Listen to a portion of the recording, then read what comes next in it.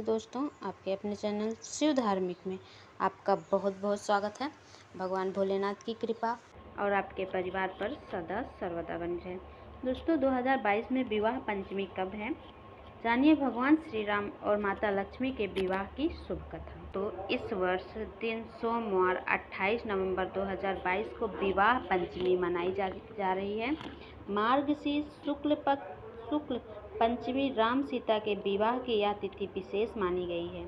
पुराणों में श्री विष्णु लक्ष्मी विवाह, शिव पार्वती विवाह, गणेश रिद्धि सिद्धि विवाह, श्री कृष्ण रुक्मणी और सत्यभामा विवाह के साथ ही प्रभु श्री राम और सीता के विवाह की बहुत चर्चा होती है। इनके विवाह का पुराणों में सुंदर चित्रण मिलता है। प्रभु श्री राम का विवाह मार्गशीर्ष की शुक्ल पंचमी के दिन हुआ था।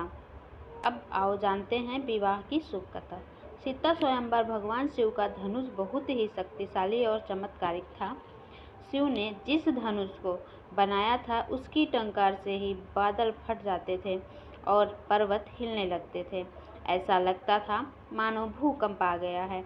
यह धनुष बहुत ही शक्तिशाली था। इसी के एक तीर से त्रिपुरासुर के तीनों नगरियों का ध्वस्त कर दिया गया था। इस धनुष का नाम पिनाक था। देवी और देवताओं के काल की समाप्ति के बाद इस धनुष को देवराज इंद्र को सौंप दिया गया था। देवताओं ने राजा जनक के पूर्वज देवराज को दे दिया। राजा जनक के पूर्वजों में निमि के ज्येष्ठ पुत्र देवराज थे। शिव धनुष उन्हीं की धरोहर स्वरूप राजा जनक के पास सुरक्षित था।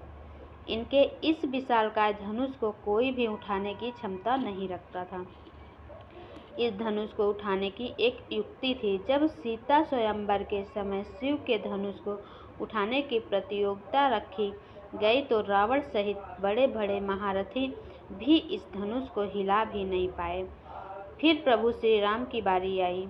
रामचरितमानस में एक चौपाई आती है, उठहु राम भजहु भव चापा, मेटहु दात जनक परितापा। भावार्थ, गुरु विश्वामित्र जनक जी के बेहद परेशान और निराश देखकर श्री राम जी से कहते हैं, हे पुत्र श्री राम, उठो और भव सागर रूपी इस धनुष को तोड़कर जनक की पीड़ा का हरण करो। इस चौपाई में एक शब्द है भव चापा, अर्थात इस धनुष को उठाने के लिए शक्ति की नहीं बल्कि प्रेम और निरंकार की जरूरत थी। यह मायावी और दिव्य धनुष था। उसे उठाने के लिए दैवी गुणों की जरूरत थी। कोई अहंकारी उसे नहीं उठा सकता था। जब प्रभु श्री राम की बारी आई तो वे समझते थे कि यह कोई साधारण धनुष नहीं बल्कि भगवान शिव का धनुष है। इसलिए सबसे पहले उन्होंने धनुष को प्रणाम किया, फिर उन्होंने धनुष की परिक्रमा की और उसे संपूर्ण सम्मान दिया।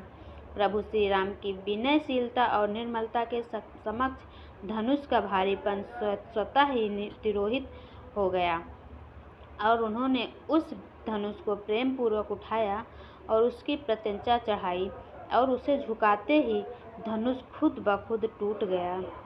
कहते हैं कि जिस प्रकार सीता शिव जी का ध्यान कर सहज भाव बिना बल लगाए धनुष उठा लेती थी, उसी प्रकार श्री राम ने भी धनुष को उठाने का प्रयास किया और सफल हुए। यदि मन में श्रेष्ठ चयन की दृढ़ इच्छा है तो निश्चित ही ऐसा ही होगा। सीता स्वयंवर तो फिर एक नाटक था। असल में सीता ने राम और राम ने सीता को पहले ही चुन लिया था। मार्गशीर्ष अगहन मास की शुक्ल पक्ष की पंचमी को भगवान श्री राम तथा जनक पुत्री जानकी सीता का विवाह हुआ था। तभी से इस पंचमी को विवाह पंचमी का पर्व के रूप में मनाया। राम सीता विवाह। श्री राम और देवी सीता का विवाह कदाचित महादेव एवं पार्वती के विवाह के बाद सबसे प्रसिद्ध विवाह माना जाता है। इस विवाह के एक और विशेषता ये थी कि इस विवाह में त्रिदेवों सहित लगभग सभी मुख्य देवता किसी न किसी रूप में उपस्थित थे। कोई भी इस विवाह को देखने का मौका छोड़ना नहीं चाहता था। श्री राम सहित ब्रह्म ऋषि वशिष्ठ एवं राज ऋषि विश्वामित्र को भी इसका ज्ञान था। कहा जाता है कि उनका विवाह देखने को स्वयं ब्रह्मा विष्णु एवं रुद्र ब्राह्मणों के वेश में आए थे। राजा जनक की सभा में शिव जी का धनुष तोड़ने के बाद श्री राम का विवाह होना तय हुआ। चारों भाइयों में श्री राम का विवाह सबसे पहले हुआ। इस विवाह का रोचक वर्णन आपको वाल्मीकि रामायण में मिलेगा। विवाह के समय ब्रह्म ऋषि राज ऋषि विश्वामित्र उपस्थित थे। कहा जाता है कि उनका विवाह देखने को स्वयं ब्रह्मा विष्णु एवं रुद्र ब्राह्मणों के भेष में आए थे। दूसरी ओर सभी देवी और देवता भी विभिन्न वेश में। तो दोस्तों, ये रही विवाह पंचमी की कथा। आपको अच्छी लगी हो तो मेरे चैनल को कर दें, इससे मुझे पता चलेगा कि आपको मेरे द्वारा बनाई गई वीडियो पसंद आ रही है, तो मैं आगे और वीडियो बना सकूं। दोस्तों, बेल आइकन को प्रेस कर दें, इससे मेरे आने वाली वीडियो आपको सही समय में प्राप्त होगी। तो दोस्तों, धन्यवाद।